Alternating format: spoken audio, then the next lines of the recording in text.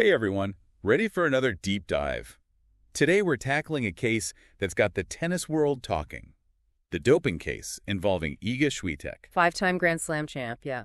Exactly. And what makes this case so interesting is that it's not your typical athlete caught red-handed situation. Right, lots of layers to this one. There are claims of contamination, questions about fairness and consistency in the anti-doping rules, and strong reactions from other players. It's a real head-scratcher.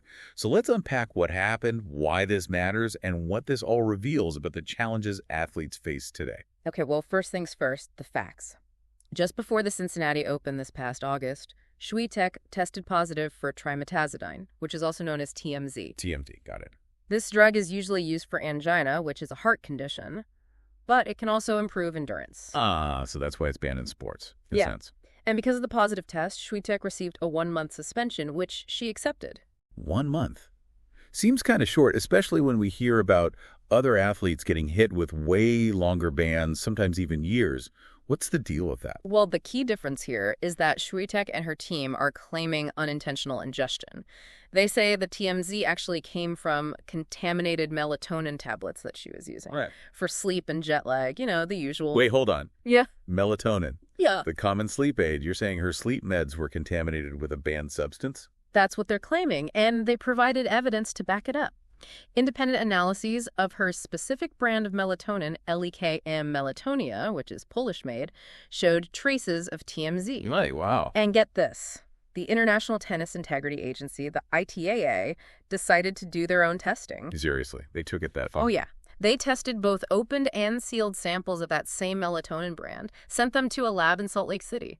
Oh. Both samples, open and sealed, came back positive for TMZ. No way. And what's really interesting is that the lab results indicated that the contamination wasn't just on the surface of the tablets, it was actually inside them as well. So that basically rules out someone tampering with the pills later on. Right. It pretty much points to contamination during manufacturing. You got it. That strengthens Swiatek's claim that she had absolutely no idea she was taking anything banned. So, case closed. Not so fast. The ITIA did try to contact the manufacturer, to get more samples and really dig into how this contamination might have happened, but no dice. The manufacturer didn't cooperate. Nope. Totally unresponsive. So they couldn't nail down exactly when or how the contamination occurred. Right. But based on the tests from Swiatek samples and the lab analyses, the ITIA ultimately concluded that she didn't intentionally take TMZ. That's a big reason why her ban was relatively short. Okay, so we've got unintentional ingestion, contaminated melatonin leading to a 1-month suspension. Seems pretty straightforward, right? Well, not everyone's buying it. This is where things get a little spicy. Ugh. Lay it on me. Who's not happy with the outcome? Well, some former players, like Yevgeny Kafelnikov, have been pretty outspoken. They're calling for much tougher penalties, even lifetime bans, no matter the intent. Well, lifetime bans. Regardless of whether the athlete meant to dope or not, that's harsh. What's their reasoning? Their stance is that a doping violation is a doping violation. End of story. They argue that any leniency, any consideration of intent, opens the door for athletes to potentially game the system. So they're thinking, what if you could just claim contamination and get a slap on the wrist? Right. They think that kind of weakens the whole anti-doping fight. It's about sending a message, a deterrent. Exactly. A strong message. Don't even think about messing with the rules. And it's a perspective that resonates with a lot of people, especially those who feel that doping has just, tarnished the integrity of sports. I get that. Keeping sports clean, it's important. But what about those athletes who really are victims of contamination? Like it wasn't intentional. Where do they fit into all of this? That's where things get really tricky. Because this isn't just some theoretical debate, right? We're talking about real athletes with their careers, their reputations. On the line. Exactly. And caught in the middle of it all. Speaking of which, I'm guessing there's one athlete in particular who's feeling pretty strongly about all this. You're thinking of Simona Halep. Ding, ding, ding. 2-time Grand Slam champ, faced her own doping violation, also claimed contamination. It's almost like looking in a mirror compared to Swiatek's case. But the outcome, totally different. You said it. Halep's case, it involved roxadustat, a different banned substance, increases red blood cell production. Her initial ban was 4 years. Oh, that's rough. Yeah, got reduced to 9 months after she appealed. But still, the point is she's been very vocal about how her case was handled compared to Swiatek's. And she's not happy. I can imagine. She even said that the perceived injustice, and I'm quoting here, was painful, is painful, and maybe will always be painful. That's heavy. You can just feel the emotion there. It's hard not to sympathize. Think about the impact these accusations, these bans, have on athletes. Not just their careers, but personally. Halep has talked about feeling humiliated publicly, her reputation tarnished. And she's still maintaining her innocence. So we have two high-profile cases, both athletes claiming contamination, but totally different penalties. Yeah. It's no wonder people are raising eyebrows about the whole system, about whether it's fair and consistent. Definitely raises red flags. And Halep's not alone in speaking out either. Other players, like Tara Moore, she served a long suspension, contaminated supplement. And Denis Shapovalov, he's voiced concerns too, about double standards, basically. So it's bigger than just one athlete, one case at this point. It's about the entire system and whether athletes or even fans can trust it. Absolutely. If that trust erodes, that's a problem. It impacts the whole sport. Fans want to believe what they're watching is real, is fair. When cases like this pop up, it casts doubt everywhere. So where do we go from here? What needs to happen to rebuild that trust, make sure the anti-doping system is actually working? Tough question. No easy answer, that's for sure. But one thing that's glaringly obvious, there needs to be way more transparency. Transparency how? Every step of the way. How are these decisions being made? How are these sanctions decided? Athletes deserve to understand the process, the reasoning, everything. And the public needs to have confidence that the system is fair, impartial, not some shady backroom deal situation. It's about accountability. You got it. Everyone involved held to the highest standard. The ITIA, all the organizations, they need to be proactive, address concerns, explain things clearly, show that they're committed to fairness. Transparency is great, but it's not a magic bullet, right? We still have the contamination issue. How do you even tell the difference between someone intentionally doping versus accidentally ingesting something? And there's the rub. That's where it gets really, really hard. Like we saw with Swiatek, proving contamination. Difficult. Especially with unresponsive manufacturers and limited access to samples, like in this case. Exactly. So what can be done? Well, stricter regulations on the supplement industry, that's a start. So basically, making sure manufacturers are held to much higher standards, ensuring their products are actually what they claim to be. Right. Because right now, it's like the Wild West out there. A million supplements and regulations all over the place, depending on the country. It's like athletes are playing Russian roulette with their careers. And that's just wrong. Tighter regulations would help, but even then, contamination can happen, accidentally or even on purpose. True.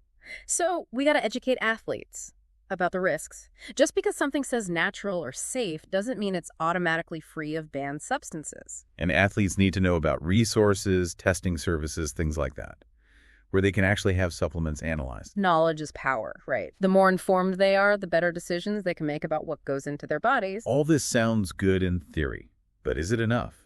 Will all these regulations and awareness actually solve the problem? And what about those athletes who've already been through it, faced consequences for unintentional doping?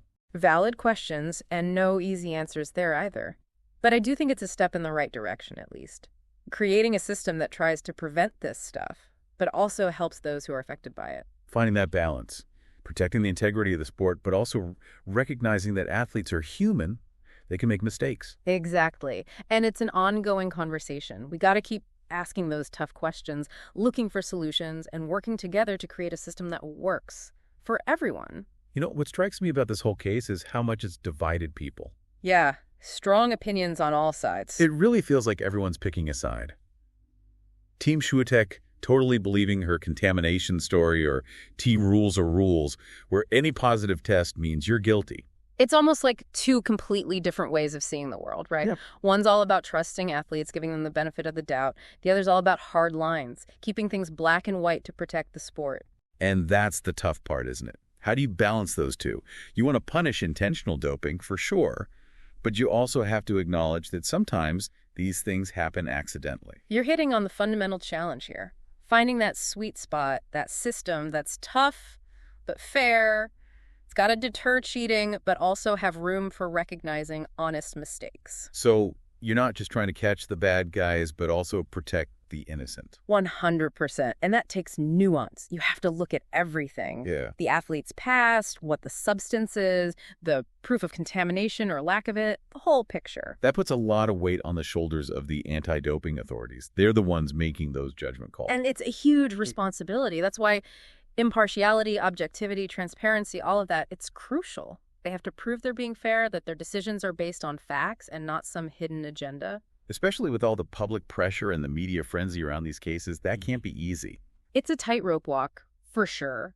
But it's what they signed up for. They can't give in to public opinion or make decisions based on what'll make the biggest splash. Their job is to protect the sport, keep it fair. And part of that means protecting athletes, too, right? Even the ones facing accusations. Absolutely. Everyone deserves a fair hearing, a chance to defend themselves. We have to remember these are real people with lives and careers that can be destroyed by these investigations. It's a reminder to be cautious, not to jump to conclusions. Innocent until proven guilty, it applies here too.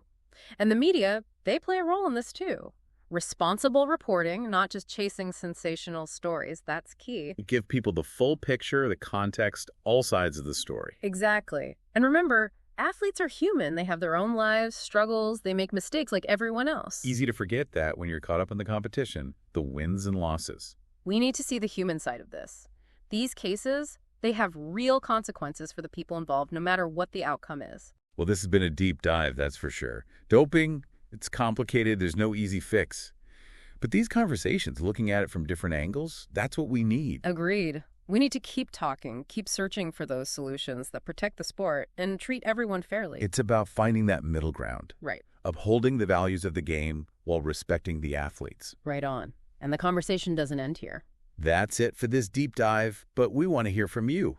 What are your thoughts on all of this? Share your insights, your questions, keep the conversation going. We're all in this together, trying to create a sporting world that's truly ethical and fair. That's what we're all striving for. Thanks for joining us, and until next time, keep exploring, keep questioning, keep diving deep.